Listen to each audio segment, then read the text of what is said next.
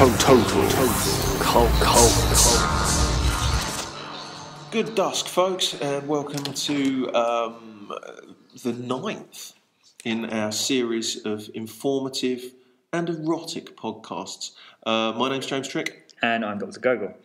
Today we've decided, in a break from tradition, that we're not actually going to set up a particular subject. I was worried that our previous podcasts were a bit too structured, a bit too contrived. Straitjacketed by the formality of the script writing process. Absolutely, because to generate this 26 minutes of gripping pod, there's usually a writing process of probably around 100 hours. Yeah, would you say for each one? Focus groups, we try in front of an audience. We do, and see how that goes. Rarely well. No, it's not usually well. And then obviously back for rewrites, a couple of rehearsals. Then we do 3 recording live sessions and piece together the podcast from the 3 best bits. And they're normally about 6 hours each. Yeah. Whereas today we're just going to wing it and see where it takes us. Well, the first thing that I'd like to mention is that I saw the poster for the remake / sequel / prequel to The Thing. Right. And, there's been a debate as to what they're going to call it and whatever. And what they seem to have opted for is calling it The Thing in exactly the same font, more or less, as the original, and nothing else on the poster. Right. So is it just the words "The Thing"? That's it. Yeah. And you see, I thought about it, and obviously they didn't want to call it The Thing 2 because then it's a sort of, it sets it up too clearly as a direct sequel, and it will put off the teeny boppers. Why didn't they just call it And Another Thing? Which would have covered all the bases. It doesn't set it in the chronology. Unless they are going with the strict prequel, in which case it's the same thing.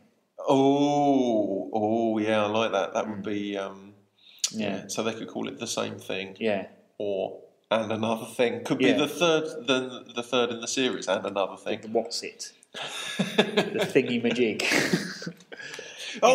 Thingamajigs. Have you come across singamajigs? No. See, already I feel that the lack of a structure, I feel like a crazed dog running around in the yard going from... Yeah, singamajigs are small toys. Right. And they sing. And you squeeze them and they sing. And if you get several of them, they sing in tune. Wow.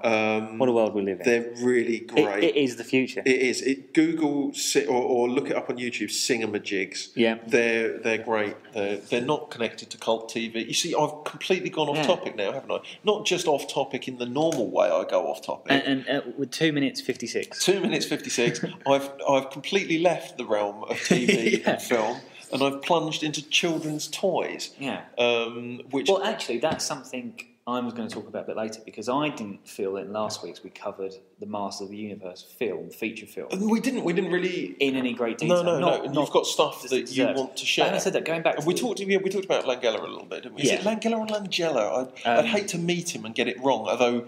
Normally, you don't use people's surnames when you meet them, do you? No. Oh, I suppose Mr. Lang. Well, I think if we're going from the American trailer voice, it'd be Langella. I think that's how Trailer Man would pronounce it. Langella. Yeah. Frank Langella. Excellent. But going back to The Thing, there is, and it does kind of call back to our kind of remakes podcast from a few weeks back. Centuries back, whenever it was, when they were talking about the Escape from New York remake, which is still... Oh, it's bubbling. I thought it got axed. It sounded a terrible idea. Well, horrifying. It's the same. I mean, I've got no... The Thing was a great remake of Thing from Another World, so why not continue that in there?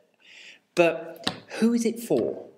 What, the Escape from New York remake? No, but I mean, because when The Thing from Another World was remade, it was completely remade for an entirely new audience. Yes, absolutely. This one seems to be made for the same audience as The Thing. It wants to get the audience that likes the cult. Escape from New York, The Thing are still relatively cult films. Yeah. Okay. So a modern audience is not going to give a shit. No. Right? The audience of those films are going to be pissed off that the film's being remade and probably shat all over. Mm-hmm. So why... Who is it for? Who are they marketing it for? I think it's one of those things where they're trying to get everyone. And as a result, they actually just sort of piss off everybody a You're bit. going to bewilder a young audience and upset the older audience, and maybe a few people who have never seen the films think, I'm going with a fresh new perspective, will enjoy it. Yeah. And I don't, and it's kind of branding, but for a brand name that never generated any merchandise. There was never any Escape from New York pajamas or Scale I actually Electric. have a Snake Plissken toy. No, I do, but is that the recent Movie Maniacs one? Yes. Yes, so it wasn't. So it's at the actually, I time. think it's listed as an Escape from LA one. Right. Yes. Yeah, because he comes with the extra gun, the big gun. Does he? Yeah. Yeah. Yes. So. Depends on how you pose him, obviously. Yeah. I don't think that necessarily counts as official merchandise. That's I've also got an eye patch. A real eye patch. Not necessarily an Escape from New York But you one, can but an eye patch. Yeah. Small. Which, with the mullet that you've got... I haven't got a mullet. You have got a mullet. I have now, all right. Okay, yeah. Works. It does. I've always said you're an eye patch away from Plissken. Yes. Not out loud. But yeah, so I wonder who those remakes are for. Yes. I hope you're building a good picture at home. Of me? Of James Trick, yeah. Yeah. They aren't aware of the limb issue, though, are they? So, Not yet. Not No. yet. We'll make you aware of the limb issue at some point in the future. I am all too aware of the limb issue. Yes. In fact, it's touching me at the moment. Yes. And indeed, so is the issue. Yes. Disgustingly. Actually, interestingly, on the who is this for and who is this whatever, are you aware of Hellraiser Revelations? I am. I watched the trailer of it the other day. Sucks balls. With new Pinhead. Yes. With new... Remember those... we're back to toys again. This is obviously a running thing. Remember those little rubber faces that had 4 holes in the back to put your fingers in?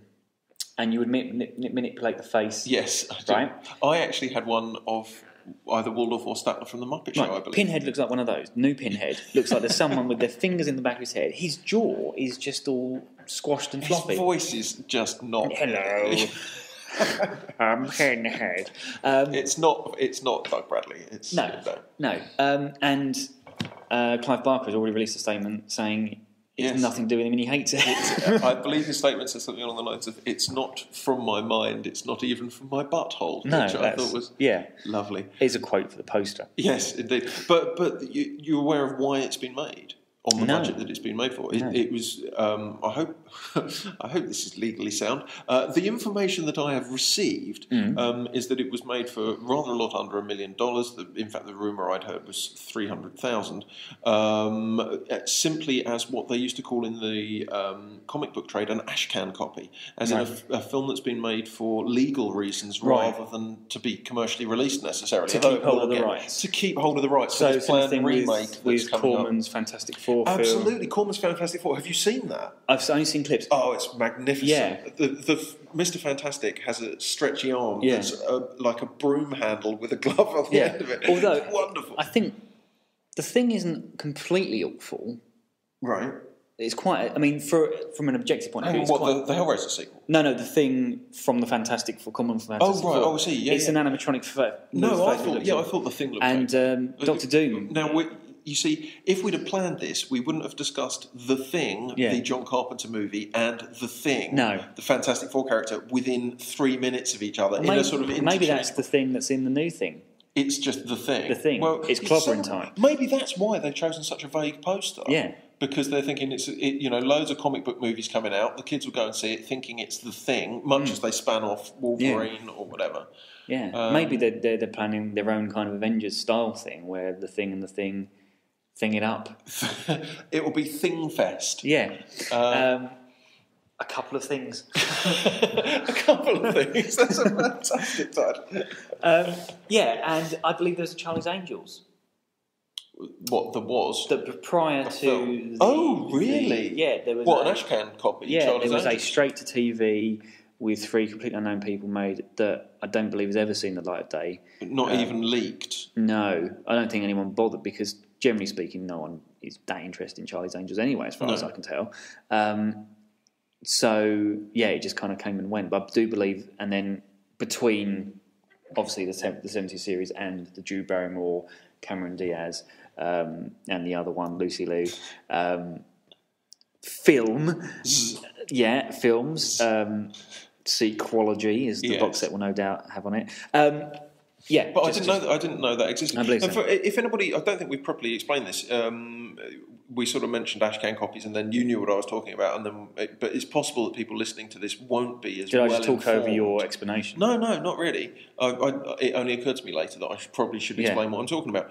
The idea of this, and it roots back to the comic book days, is the idea, as Dr. Gogol did briefly mention, it's to hang on to the rights, making something in order to hang on to the rights rather than it necessarily be a viable film. But I think that there are certain legal, I don't think you could film a 10-year-old in a back garden going, "I'm Pinhead, woo," for an hour and a half, and then that's what they've done. Well, I think it's a thin line. I don't think you could, I think it needs to be something that you wouldn't viably say, no, this is a viable release. But obviously, they haven't got any incentive to make it anything other than the absolute bare bones of a viable release. Which might be a reason why I think this whole reboot culture has come in, because I know that the new Daredevil film, it's not been long since the previous one. It does seem like we better do this before Marvel buy back these rights and make a good version of it. And better crap out another. Possibly Spider-Man, and it's just a case of quick, let's just churn these out. So... What were you going to say about Masters of the Universe? As we're going to have a free-form sort of show. Now we've gone down that actually quite informative kind of cul-de-sac. It's now the time to just kind of get lost in the back alleys of Dolph Lundgren, which is a turn of phrase I wish I hadn't used. But you know that when this podcast is uploaded, Dr. Gogol gets lost in the back alleys of Dolph Lundgren will be the description we have for it, because we have no subject. Yeah. It was very exciting for me as a child. I never... It came out on Boxing Day, I remember that. In the Gogol family household, myself and my brother were allowed to collect something.